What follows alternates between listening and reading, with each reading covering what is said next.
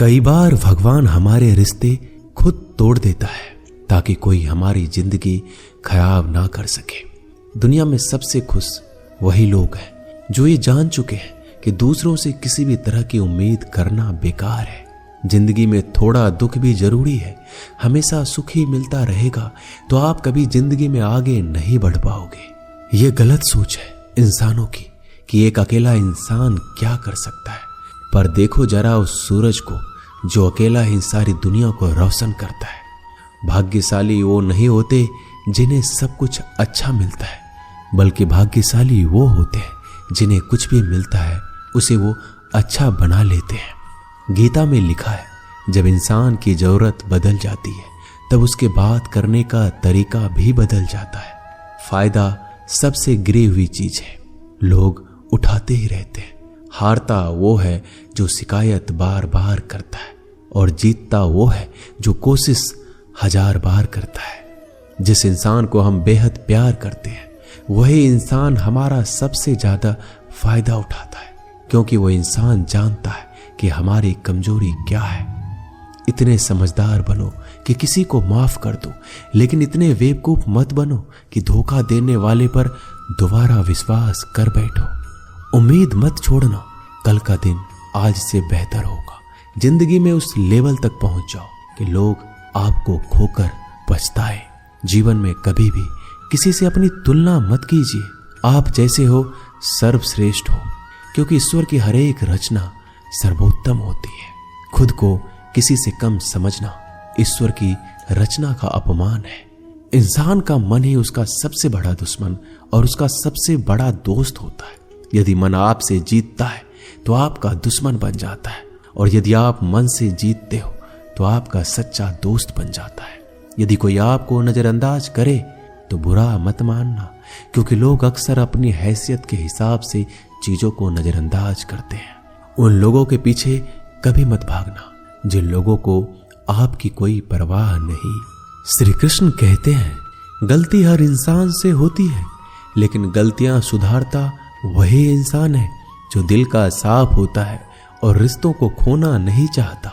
जिंदगी का सबसे बड़ा थप्पड़ किसी से की गई उम्मीद मारती है। कभी कभी इंसान ना टूटता है ना बिखरता है, बस हार जाता है, कभी खुद से तो कभी किस्मत से तो कभी अपनों से। हर जिंदगी में खुद को समय जरूर दें, क्योंकि पहली जरूरत आप खुद हैं। याद रखना कि जरूरत से ज्यादा अच्छे बनोगे तो जरूरत से ज्यादा इस्तेमाल किए जाओगे। रिश्ते चाहे कितने भी बुरे हो उन्हें कभी मत तोड़ना, क्योंकि गंदा पानी प्यास बुझाने के काम नहीं आता, पर आग बुझाने के काम जरूर आता है। जमाना जब भी मुश्किलों में डाल देता है तो परमात्मा हजारों रास्ते निकाल ही देता है।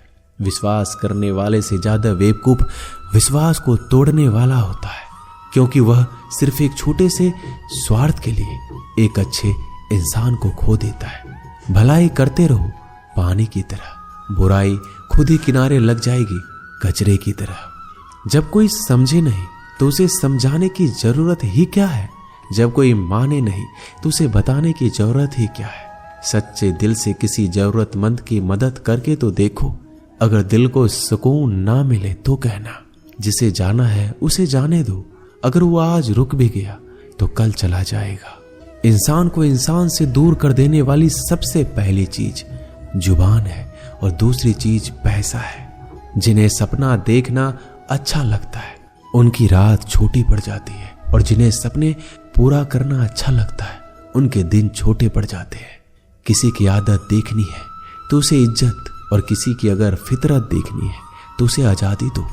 हर इंसान में कोई ना कोई प्रतिभा जरूर होती है, पर लोग अक्सर इसे दूसरे जैसा बनने में नष्ट कर देते हैं। महंगे इतने भी मत बनो कि लोग तुम्हें बुला ना सके, और सस्ते इतने भी मत बनो कि लोग तुम्हें नचाते ही रहे। खामोशियां कभी बेजुबान नहीं होती। कुछ दर्द ऐसे होते हैं जो आवाज तक छीन लेते हैं। आजकल के लोग आपकी एक गलती के पीछे आपकी सारी अच्छाइयां भूल जाते हैं। जितने लोगों को समझाते जाओगे उतना ही अकेलापन और भी अच्छा लगता जाएगा। खत्म हो जाएंगे वो भी रिश्ते जिनसे मिलकर लगता है कि ये उम्र भर साथ देंगे। श्री कृष्ण कहते हैं, अहंकार किसी भी चीज का हो सर्वनाश करके ही छोड़ता है। खाली वक्त में तो हर कोई बात कर लेता है। प्यार तो तब होता है जब कोई आपसे बात करने के लिए आपका अपना सारा वक्त खाली कर दे। सब कुछ ठीक करने का इंतजार करोगे तो बैठे ही रह जाओगे। आप हिम्मत करो, खुद उठो, अपनी जिंदगी में सब कुछ ठीक कर दो।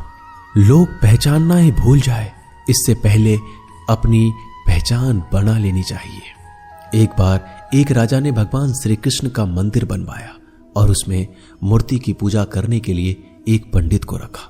हर रोज अपने मंत्री से कहकर मंदिर में एक माला भिजवाता था और पंडित जी को वो माला श्री कृष्ण को चढ़ाना होता था।